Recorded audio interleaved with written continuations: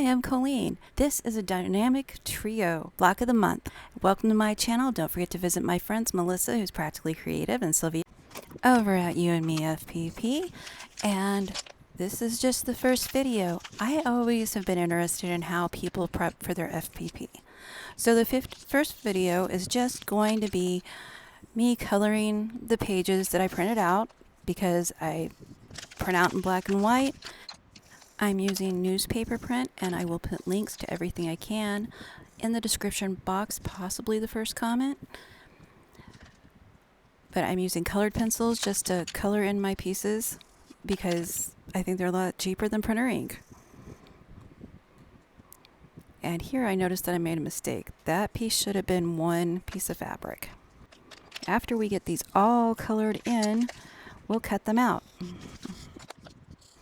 Time allowing, I do intend to put in the free pattern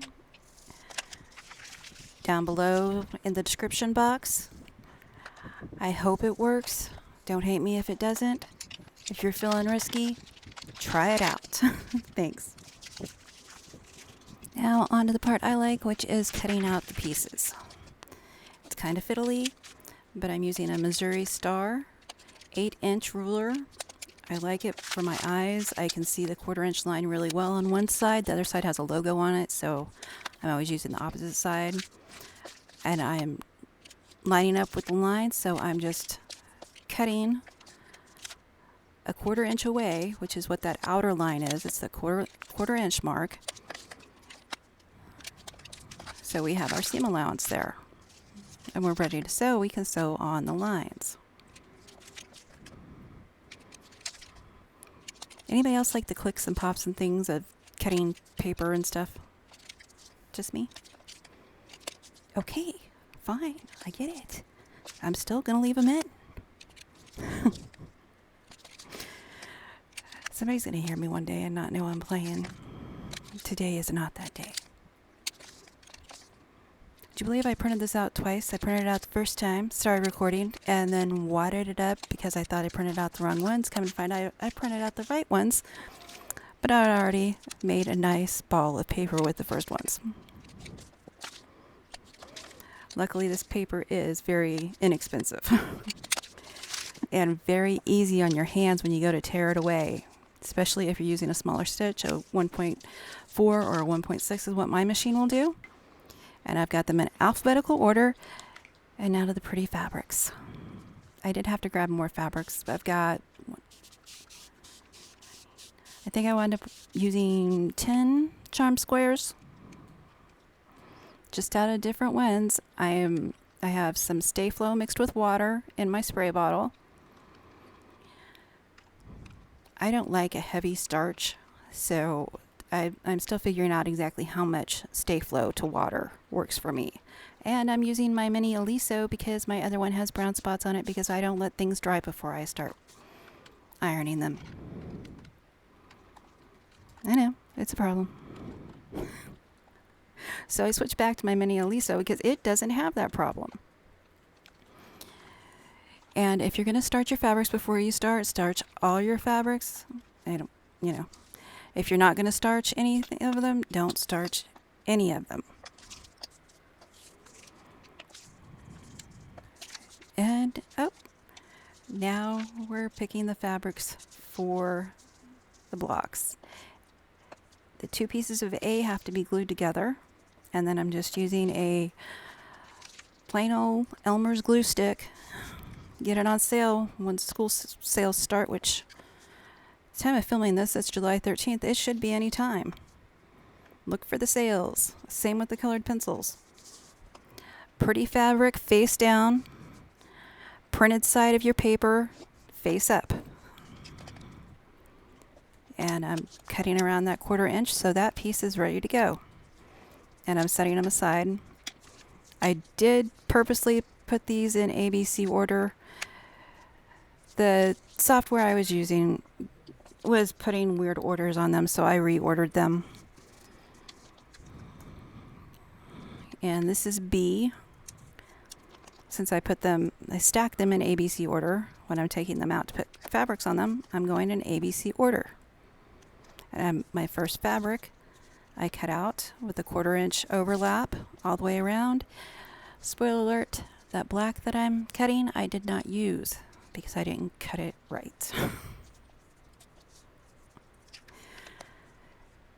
I really don't remember what my problem was with that, but I know I had to get the seam ripper, which I edited out, so there.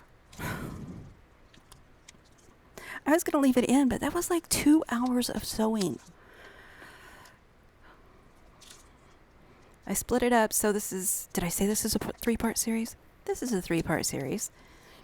And when I'm putting my paper pieces on these, 1, I'm making sure that I've got a 1/4 inch all the way around that particular piece. 2, I'm trying to put it on the fabric in such a way that I have as little as possible cut off. And I'm using that line to make sure. So over here I'm setting up my 1st and 2nd fabrics, just so when I get over to my machine, they'll be ready. And in case you didn't know, I have a table that no longer, teeters with my ironing board on top of it. I was using an ottoman, and I think I made some people nervous. It was kind of wobbly to be cutting on. But I finally got something else, but it sits in front of our love seat, so I can cut and iron more comfortably for my physical problems that I have. So anyway, so when I say over there, that's because this is in front of where I sit, and I edit here too. You can probably see that if you look at some of my older videos, like the tidy up after lives and stuff. But anyway, okay. And now we're on to E.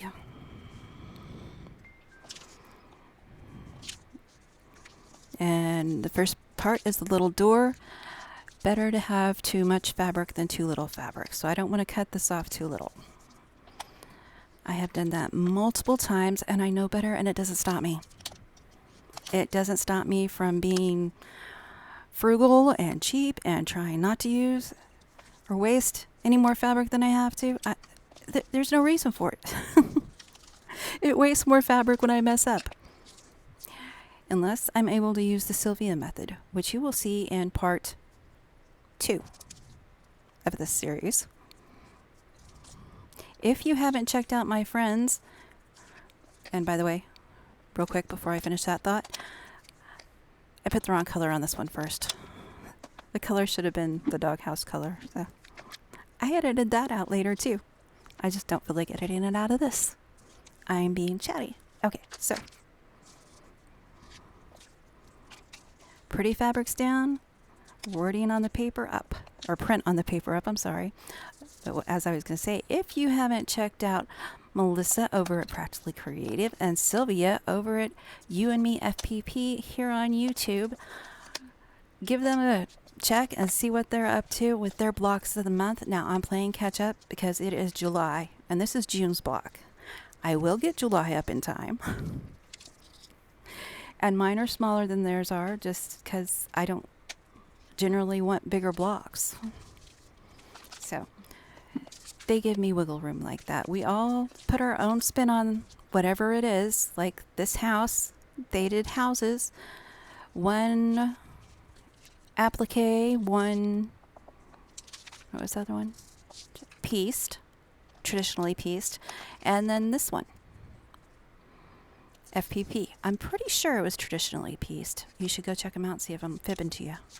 I do that sometimes, just to see who's paying attention.